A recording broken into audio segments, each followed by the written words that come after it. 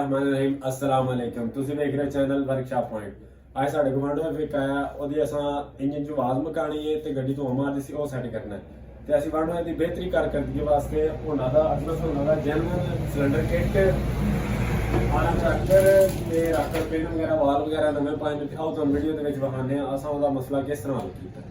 ਉਹਦੇ ਵਿੱਚ ਅਸਾਂ ਜਿਹੜਾ ਸਮਾਨ ਪਾਇਆ ਉਹ ਅਸੀਂ ਤੁਹਾਨੂੰ ਵਿਖਾਉਂਦੇ ਆ। ਹਾਫ ਕਿੱਟ ਦੇ ਵਿੱਚ ਵਾਲ ਸੀ ਲਾਉਂਦੀ ਹੈ ਬਟ ਇਹ ਕਿ ਅਸਾਂ ਨੇ ਇਹ ਹੋਣਾ 70 ਹੋਣਾ 15 ਦੀ ਜੈਨੂਇਨ ਵਾਲ ਸੀ ਲਿਆਂਦੀ। ਆ ਚੈੱਕ ਕਰੋ ਸਮਾਨ ਸਾਰਾ ਇਹ ਹੁਣੇ ਅਸੀਂ ਵਾਂਢ ਵਿੱਚ ਫਿੱਟ ਕਰਕੇ ਤੇ ਬਾਅਦ ਚ ਅਸੀਂ ਸਾਊਂਡ ਵੀ ਚੈੱਕ ਕਰਾਉਂਦੇ ਆ ਤੇ ਇਹ ਹਮੇਸ਼ਾ ਜੈਨੂਇਨ ਪਿਸਟਨ ਇਸਤੇਮਾਲ ਕਰੋ। ਜੈਨੂਇਨ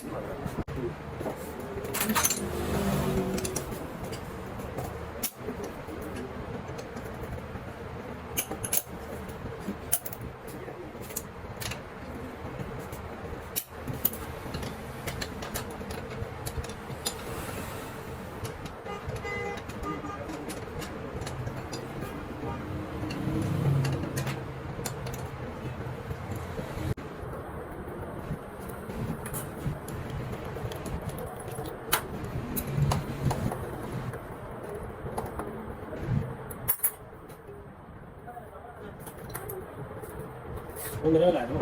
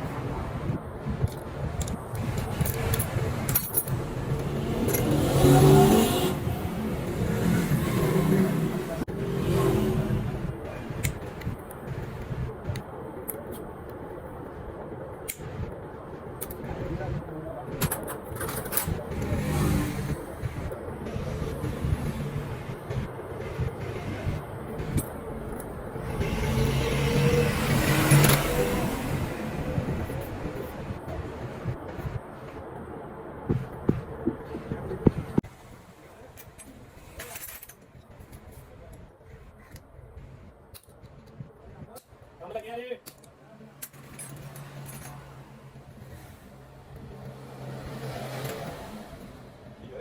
लड़का लगे या अभी कुछ हो गया कने कर दे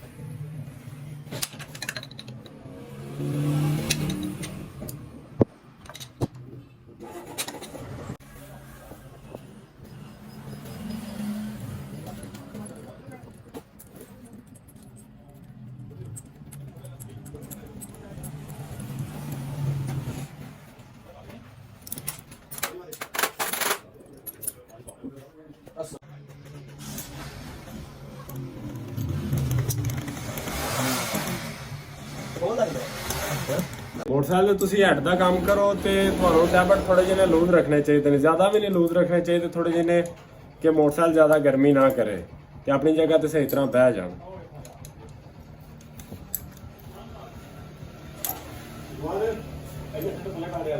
ਠੀਕ ਕੋਈ ਮਸਲਾ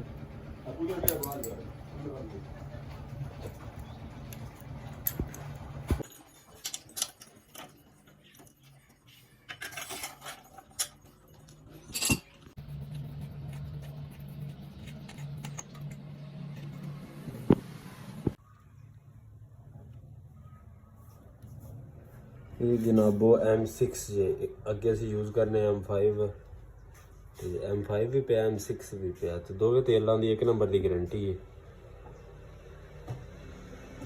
ਤੁਹਾਨੂੰ ਇਹਦਾ ਲੋਗੋ ਵੀ ਚੈੱਕ ਕਰਾ ਦਿੰਦੇ ਹਾਂ, ਡੱਬੇ ਦਾ ਮੂੰਹ ਫੇਰ M6 ਵਾਲਾ ਪਾਸ।